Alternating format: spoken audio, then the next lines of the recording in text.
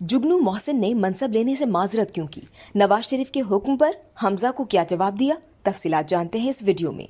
मियां नवाज शरीफ और वजीर आजम शहबाज शरीफ की मंजूरी से वजीर आला हमजा शहबाज ने पंजाब काबीना के लिए जो लिस्ट फाइनल की, उसमें MPI सईदा मेमत मोहसिन अल मारूफ जुगनू मोहसिन का नाम भी शामिल था।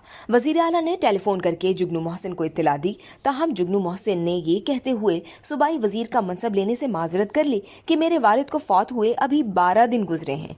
उनकी मौत का सदमा वैसे तो मैं कभी नहीं भुला पाऊंगी, ताहम अभी सदमे की शिद्दत में हूँ।